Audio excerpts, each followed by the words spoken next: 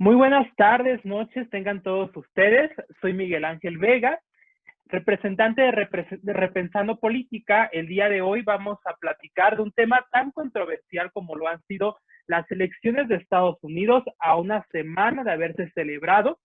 Y por lo tanto, Repensando Política ha tenido el firme ideal de poder reconstruir a las personas y el pensamiento político de las mismas a través de la propia comparación de especialistas con lo que opinamos los jóvenes.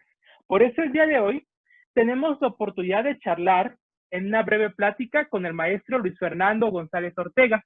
Él es licenciado en Derecho por la Universidad Veracruzana, maestro en Gestión Pública Aplicada por el Tecnológico de Monterrey. Actualmente se encuentra cursando un doctorado en Ciencias de Gobierno y Política por la UAP.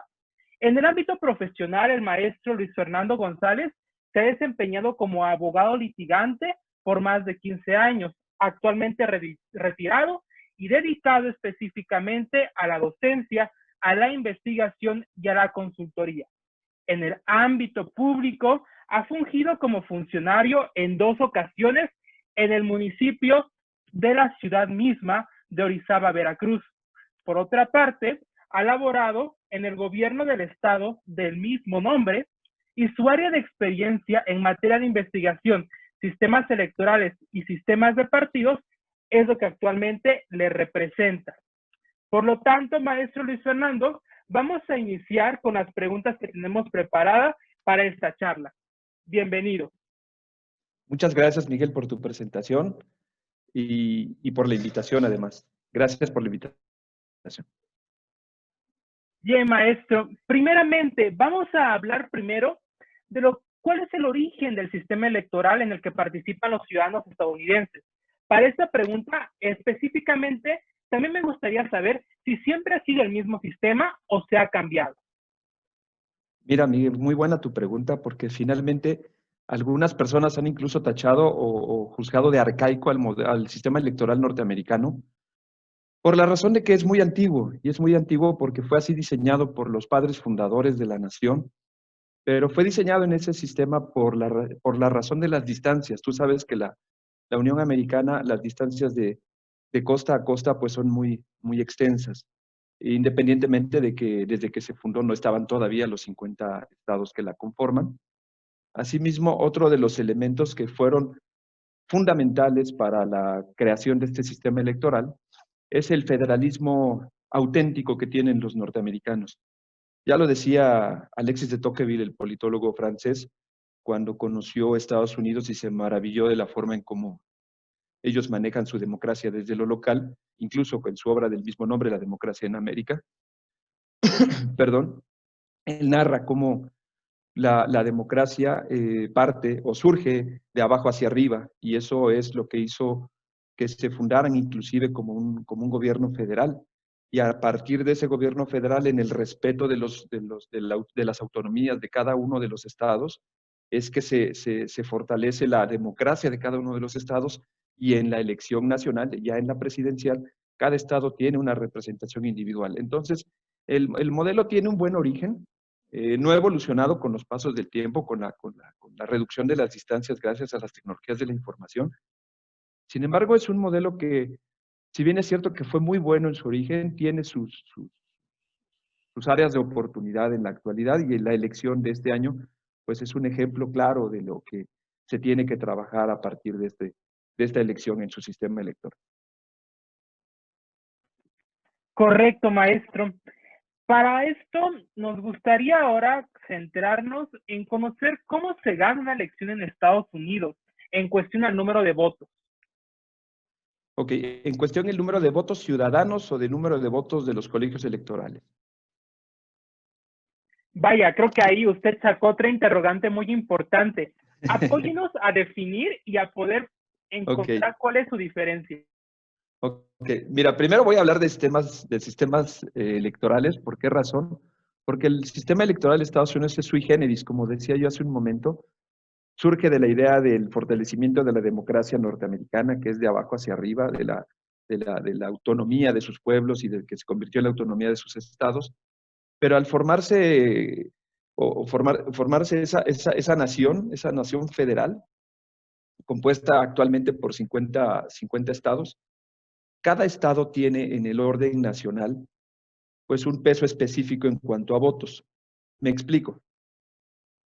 Los norteamericanos son muy dados a elegir siempre lo mejor de lo mejor. Y en ese sentido van haciendo una especie de filtros. Y con esto, los partidos políticos primero tienen unas elecciones internas para elegir, como se hace aquí en México también en algunos partidos políticos, a partir de la apertura democrática, para elegir a sus candidatos. Y en cada entidad federativa se dan las elecciones primarias, en las cuales se eligen de cada uno de los partidos políticos sus candidatos.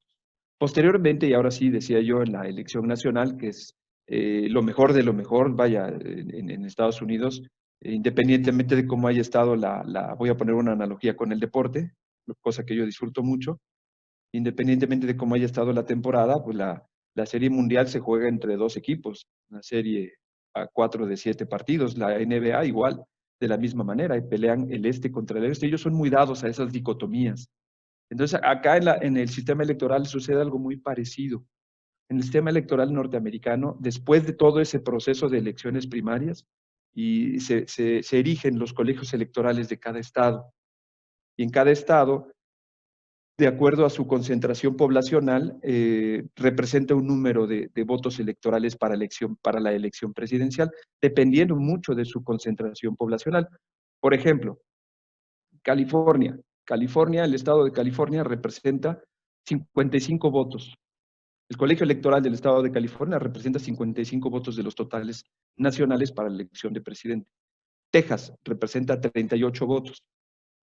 Pero estados con una extensión territorial bastante amplia, pero por tener una concentración poblacional muy pequeña, como Montana, como Utah, como Nevada, tienen 3, 6, 4 votos.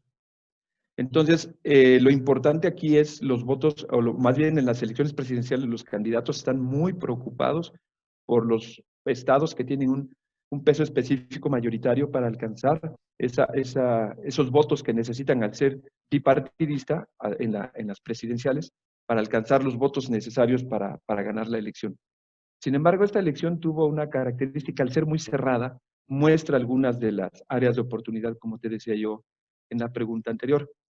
Finalmente, cada uno de los 50 estados representan una cantidad de votos en el colegio electoral, como te decía hace un momento, y no importa que haya ganado, por ejemplo, 5 estados, si son estados que representan muy pocos votos, 3, 4, 5. Ganando California, por ejemplo, que representa 55, le puede dar la vuelta. Ganando Texas, que representa 38 votos, por decirte los que más tienen, le puede dar la vuelta a la elección. Entonces, en ese sentido, lo importante para la elección presidencial son el número de votos de cada colegio electoral. Ahora bien, en cada estado, una situación es que, por ejemplo, voy a poner el ejemplo con California, que es si no me equivoco, es el estado que más votos tiene como colegio electoral. En la elección en California, republicanos y demócratas, puede estar cerrada la elección. Pero si ganan, por ejemplo, en esta elección ganaron los demócratas, independientemente del porcentaje con el que hayan ganado los demócratas dentro del estado de California, al ganar los demócratas California, al colegio electoral se le van totalmente los 55 votos que representan al estado de California. Y no solamente el 55%, por ejemplo, vamos a suponer que haya estado muy cerrada, en California y haya ganado los demócratas por 55 y los republicanos perdieron por 45, pues de los 45% de votos quedan totalmente perdidos en un sistema bipartidista. El 55% de los votos de los ciudadanos californianos es suficiente para que los 55 votos del colegio electoral de California vayan hacia la elección presidencial en su totalidad. El ganador se lleva todo, pues es la fórmula como se le conoce. El ganador se lleva los 55 votos que representan para el colegio electoral el estado de California. Muy interesante, profesor. En línea a la respuesta que nos acaba de dar, a nosotros nos surge una interrogante en Repensando Política. La forma de considerar los votos para la toma de decisiones políticas trascendentales, como lo representa elegir a tu presidente de los Estados Unidos de América, ¿representan verdaderamente a una consolidada democracia? Si es así, ¿por qué? Si es que no, también por qué. Muy bien, mira, sí, sí representan una democracia. No, yo creo que los Estados Unidos siempre se han jactado de ser un ejemplo de democracia, porque su democracia, como te decía, ha sido construida desde la base, desde la población, desde los ciudadanos, desde la ciudadanía misma. Incluso recomiendo ampliamente la lectura del politólogo francés Alexis de Tocqueville. Él lo narra de una manera muy maravillado cómo visualizan los norteamericanos a su democracia y por qué la defienden tanto. No obstante, el sistema electoral considero que parte de un principio jurídico que existe en Estados Unidos, que es el principio del trust. Los norteamericanos confían mucho en sus instituciones. Nosotros en México tenemos algo parecido que se llama la buena fe de las instituciones. En derecho administrativo conocemos algo como la buena fe, como que lo que hacen las instituciones es de buena fe a menos que se demuestre lo contrario. Entonces, en ellos se demuestra mucho la buena fe de sus instituciones. De hecho, no ponen tanto candado para evitar los fraudes electorales, por ejemplo, en su sistema electoral, en la organización de sus elecciones, mejor dicho. Pongo un ejemplo de cómo ellos, en su sistema del trust, no meten tanto candado porque no parten de la premisa de la desconfianza. Su papel moneda tan solo, ¿cuántas medidas de seguridad tiene un billete de $1? ¿Cuántas medidas de seguridad tiene un billete mexicano? Muchísimas. La diferencia es abismal. ¿Por qué? Porque en el sistema latinoamericano desconfiamos mucho de nosotros mismos y entonces buscamos cada vez más candados, más medidas de seguridad para evitar que el de enfrente nos haga fraude, para evitar que el de enfrente nos falsifique un billete. Ellos no habían experimentado una elección tan cerrada y tan competida como la de este año, como la de la semana pasada, bueno, hace un par de semanas. Entonces, ahorita en esta prueba es en la que un sistema electoral basado en la confianza empieza a necesitar, y creo que es para allá para donde va a ir, si es que hay una reforma electoral en Estados Unidos, creo que irá hacia allá, creo que irá a la manera de buscar más candados o medidas de seguridad en su sistema electoral para evitar que caiga en un ambiente de desconfianza y pierdan ese trust. Correcto, profesor. Esto me define completamente a que, si bien conocemos a la democracia, es muy importante para los estadounidenses que la democracia se materialice en confianza, y confianza tanto en quien me representa como en las instituciones que me permiten ir a votar, como lo es en el caso de Estados Unidos.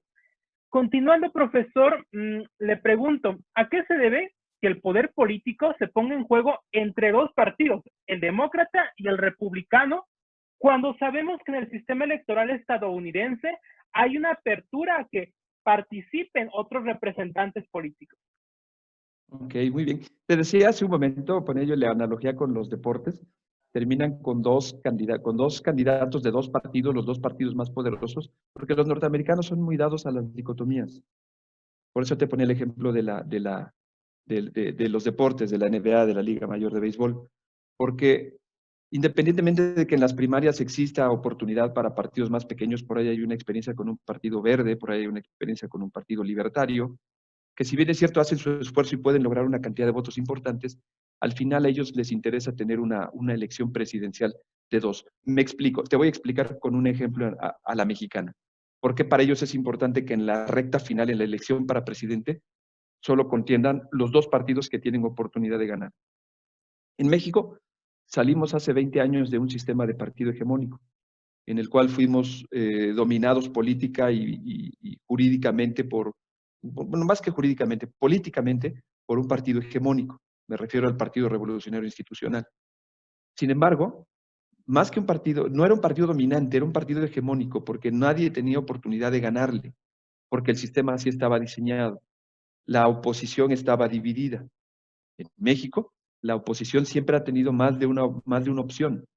La oposición, ya sea en el régimen de partido hegemónico del PRI o en las experiencias panistas que tuvimos a principios de este siglo, o en el regreso del PRI con Enrique Peña Nieto, o incluso en el actual gobierno, vemos que con esa alternancia política las oposiciones adquieren una mayor fuerza o han adquirido una mayor fuerza a partir de la apertura democrática que vivimos en el año 2000.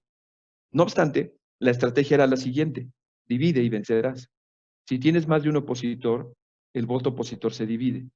Entonces, los partidos pequeños, incluso durante el régimen hegemónico del PRI, que es donde empezaba yo mi ejemplo, algunos eran incluso financiados por el mismo PRI, porque tenían la importancia o la trascendencia de legitimar unas elecciones que ya estaban diseñadas, preparadas y manejadas desde el gobierno. No existía un organismo electoral autónomo como el que tenemos ahora. De hecho, en Estados Unidos no existe un organismo autónomo. Las elecciones las organiza y las implementa el gobierno. En México fue necesaria la creación de este organismo autónomo para poder limpiar ese proceso electoral, democratizar las elecciones. Y entonces, repito, la dicotomía en la elección norteamericana, para ellos es importante porque solamente tienes dos opciones. No existe un tercer, cuarto, quinto factor que pueda dividir los votos del opositor más cercano. En este caso, en la elección de este año, por ejemplo, a Trump le hubiera favorecido mucho tener un tercer o cuarto contendiente, porque la oposición al mismo Donald Trump, que tenía la posición de poder por encontrarse dentro del gobierno, su oposición se pudo haber dividido, pudo haber habido opositores. Esto se llama voto estratégico o voto de castigo. Pudieron haber existido votantes que no estaban de acuerdo con Trump, pero no tenían mucha simpatía por Joe Biden. Entonces podían elegir alguna tercera o cuarta opción y con esto el voto opositor a Donald Trump se diluía, se dividía. Entonces eso sucede en México. Se usa el voto estratégico, el voto de castigo y finalmente se diluye cuando alguien tiene una situación de poder. Por eso mencionaba yo el tema del Partido Revolucionario Institucional, porque lo utilizó como estrategia durante muchísimos años. En Estados Unidos saben perfectamente que el sistema electoral es más eficiente cuando se encuentra en un sistema bipartidista ya para la elección de presidente, porque para que la oposición no se diluya. Y repito, ahorita hubiera sido un ejemplo clarísimo. Si hubiera habido alguna tercera o cuarta opción, Donald Trump yo creo que hubiera ganado la elección. Interesante, profesor. Finalmente, para acabar con estas preguntas que planeamos el día de hoy en Repensando Política, te pregunto, actualmente los medios de comunicación estadounidenses e internacionales han reconocido como virtual ganador y como presidente número 46 de los Estados Unidos de América a Joe Biden. ¿Qué certeza jurídica brinda este panorama? Híjole, mira, certeza jurídica. Vamos, antes de aspirar a la certeza jurídica, te puedo decir, en mi experiencia, qué es lo que puede estar sucediendo. Mira, muchas veces en las elecciones, cuando un candidato, o cuando las elecciones están muy cerradas, los candidatos tienden como estrategia política a declararse virtuales ganadores. ¿Para qué? Para meterle presión a la autoridad electoral, para que si la elección está muy cerrada, meterle presión para que resuelvan ya.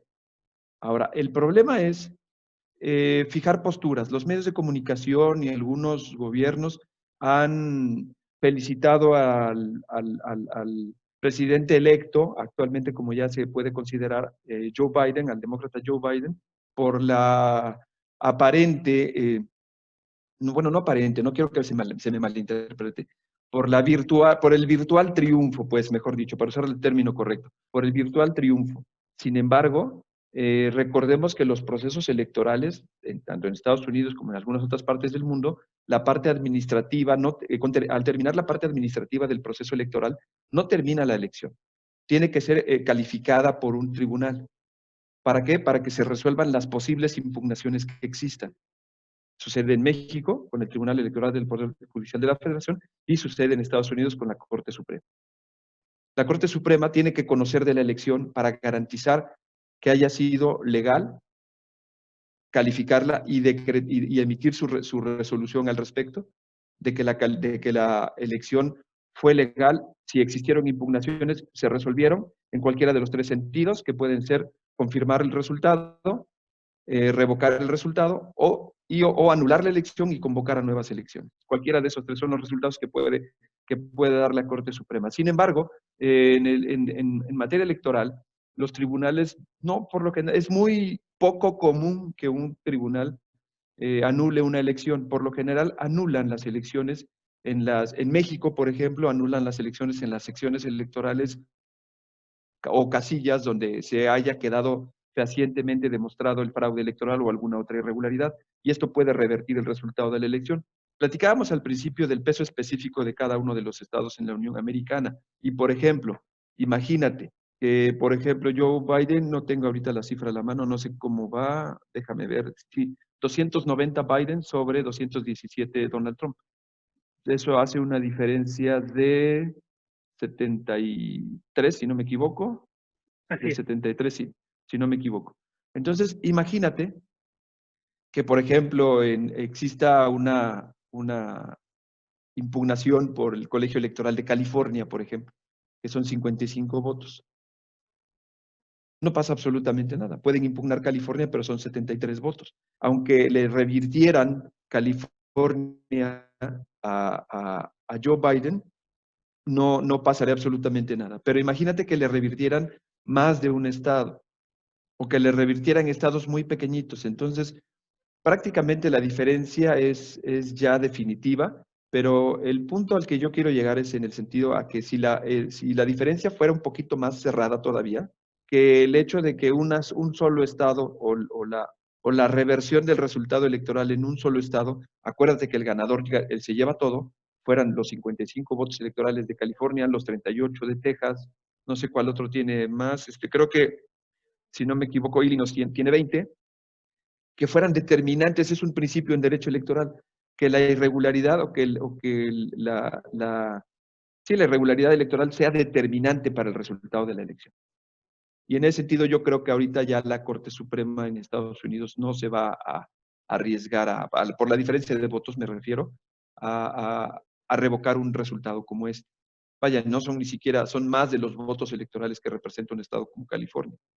En ese sentido, si hubiese sido un poco más cerrado el resultado, sí se corría riesgo. Y finalmente, una vez que esté calificado por la Corte Suprema, se termina el proceso legal de una elección presidencial, y hasta ese entonces es como cuando en un juicio, para los que estudian derecho, hasta que no tenemos una sentencia ejecutoriada, no podemos tener certeza jurídica, porque esa era tu pregunta, no podemos estar hablando de certeza jurídica hasta que tenemos una sentencia ejecutoriada. ¿Qué es una sentencia ejecutoriada para los que no estudian derecho? Cuando un juez resuelve y esa resolución ya haya sido impugnada y se hayan resuelto las impugnaciones, o en su defecto haya pasado el término para presentar impugnaciones y no haya habido ninguna impugnación. Y entonces en ese momento la sentencia se dice que causa estado, y ahí es cuando se tiene la certeza jurídica. Entonces, hasta que en Estados Unidos la Corte Suprema todavía no emite la calificación de la elección, entonces no ha causado estado, pero administrativamente y políticamente podemos ver nosotros que prácticamente tendrían que revocarle, por ejemplo, a Joe Biden, no sé, California, Illinois y a lo mejor el estado de Washington para revertirle la elección, cosa que se ve muy complicada.